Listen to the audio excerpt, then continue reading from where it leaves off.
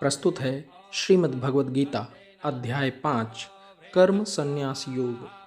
अथ पंचमो अध्याय। अर्जुन बोले, हे कृष्ण, आप कर्मों के संन्यास की और फिर कर्म योग की प्रशंसा करते हैं, इसलिए इन दोनों में से जो एक मेरे लिए भली भांति निश्चित कल्याणकारक साधन हो उसको कहिए। श्री भगवान बोले, कर्म संन्यास और कर्म योग ये दोनों ही परम कल्याण के करने वाले हैं, परंतु उन दोनों में से भी कर्म संन्यास से कर्म योग साधन में सुगम होने से श्रेष्ठ है। हे अर्जुन, जो पुरुष किसी से न द्वेष करता है और न किसी से आकांक्षा करता है, वह कर्मयोगी सदा सन्यासी ही समझने योग्य है, क्योंकि राग द्वेष आदि द्वंद्वों से रहित पुरुष सुखपूर्वक संसार बंधन से मुक्त हो जाता है।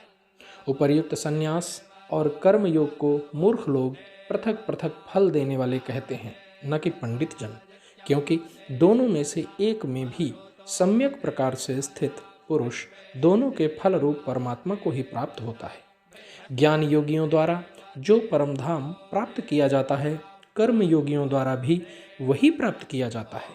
इसलिए जो पुरुष ज्ञान योग और कर्म योग को फल रूप में एक देखता है, वही यथार्थ देखता है। परंतु हे अर्जुन, कर्म योग के बिना संन्यास अर्थात मन, इंद्रिय और शरीर से होने वाले संपूर्ण कर्मों में कर्तापन का त्याग प्राप्त होना कठिन है, और भगवत स्वरूप को मनन करने वाला कर्मयोगी परब्रह्म परमात्मा को शीघ्र ही प्राप्त हो जाता है।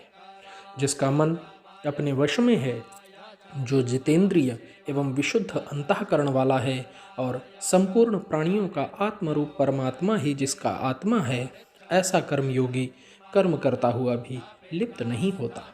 तत्व को जानने वाला सांख्य योगी तो देखता हुआ, सुनता हुआ, स्पर्श करता हुआ, सूंघता हुआ, भोजन करता हुआ, गमन करता हुआ, सोता हुआ, श्वास लेता हुआ, बोलता हुआ, त्यागता हुआ, ग्रहण करता हुआ तथा आँखों को खोलता और मूंदता हुआ भी सब इंद्रियां अपने अपने अर्थों में बरत रही हैं, इस प्रकार समझकर निसंदेह ऐसा माने कि मैं कुछ भी नहीं करता हूँ। जो पुरुष सब कर्मों को परमात्मा में अर्पण करके और आसक्ति को त्याग कर कर्म करता है, वह पुरुष जल से कमल के पत्ते की भांति पाप से लिप्त नहीं होता। कर्मयोगी ममत्व बुद्धि रहित केवल इंद्रिय, मन, बुद्धि और शरीर द्वारा भी आसक्ति को त्याग कर अंतःकरण की शुद्धि के लिए कर्म करते हैं। कर्मयोगी कर्मों के फल का त्याग करके भगवत प्राप्ति स्वरूप शांति को प्राप्त होता है, और सकाम पुरुष कामना की प्रेरणा से फल में आसक्त होकर बंध जाता है। अंतःकरण जिसके वश में है, ऐसा सांख्य योग का आचरण करने वाला पुरुष न करता हुआ और न करवाता हुआ ही नव द्वारों वाले शरीर रूपी घर में सब कर्मों को मन से त्याग कर आनंद पूर्वक सच्चिदानंद घन परमात्मा के स्वरूप में स्थित रहता है। परमेश्वर मनुष्यों के न तो कर्तापन की, न कर्मों की और न कर्म फल के संयोग की ही रचना करते हैं, किंतु स्वभाव ही बरत रहा है। सर्वव्यापी परमेश्वर भी न किसी के पाप कर्म को और न किसी के शुभ कर्म को ही ग्रहण करता है, किंतु अज्ञान के द्वारा ज्ञान ढका हुआ है, उसी से सब अज्ञानी मनुष्य मोहित हो रहे हैं। परंतु जिनका वह अज्ञान परमात्मा के तत्व ज्ञान के द्वारा नष्ट कर दिया गया है, उनका वह ज्ञान सूर्य के सदृश उस सच्चिदानंद घन परमात्मा को प्रकाशित कर देता है।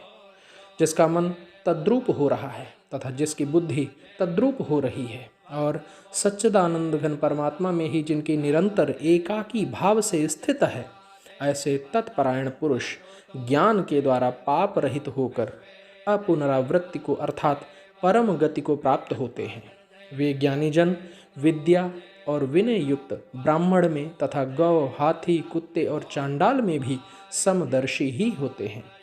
जिसका मन समभाव में स्थित है, उनके द्वारा इस जीवित अवस्था में ही संपूर्ण संसार जीत लिया गया है, क्योंकि सच्चिदानंद घन परमात्मा निर्दोष और सम है, इससे वे सच्चिदानंद घन परमात्मा में ही स्थित हैं। जो पुरुष प्रिय को प्राप्त होकर हर्षित नहीं हो और अप्रिय को प्राप्त होकर उद्विग्न न हो, वह स्थिर बुद्धि, संशय रहित ब्रह्मवेत्ता पुरुष सच्चिदानंद घन परम ब्रह्म परमात्मा में एकाकी भाव से नित्य स्थित है।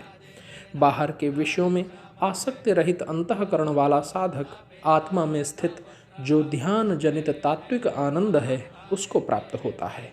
तदनंतर वह सच्चिदानंद घन पर ब्रह्म परमात्मा के ध्यान रूप योग में अभिन्न भाव से स्थित पुरुष अक्षय आनंद का अनुभव करता है। जो ये इंद्रिय तथा विषयों के संयोग से उत्पन्न होने वाले सब भोग हैं, यद्यपि विषयी पुरुषों को सुख रूप भासते हैं तो भी दुख के ही हेतु हैं और आदि अंत वाले हैं, अर्थात अनित्य हैं। इसलिए हे अर्जुन, बुद्धिमान विवेकी पुरुष उनमें नहीं रमता। जो साधक इस मनुष्य शरीर में शरीर का नाश होने से पहले ही काम क्रोध से उत्पन्न होने वाले वेग को सहन करने में समर्थ हो जाता है, वही पुरुष योगी है और वही सुखी है। जो पुरुष अंतरात्मा में ही सुख वाला है, आत्मा में ही रमण करने वाला है तथा जो आत्मा में ही ज्ञान वाला है, वह सच्चिदानंद घन पर ब्रह्म परमात्मा के साथ एकाकी भाव को प्राप्त सांख्य योगी शांत ब्रह्म को प्राप्त हो जाता है। जिनके सब पाप नष्ट हो गए हैं, जिनके सब संशय ज्ञान के द्वारा निवृत्त हो गए हैं, जो संपूर्ण प्राणियों के हित में रत है और जिनका जीता हुआ मन निश्चल भाव से परमात्मा में स्थित है, वे ब्रह्मवेत्ता पुरुष शांत ब्रह्म को प्राप्त होते हैं।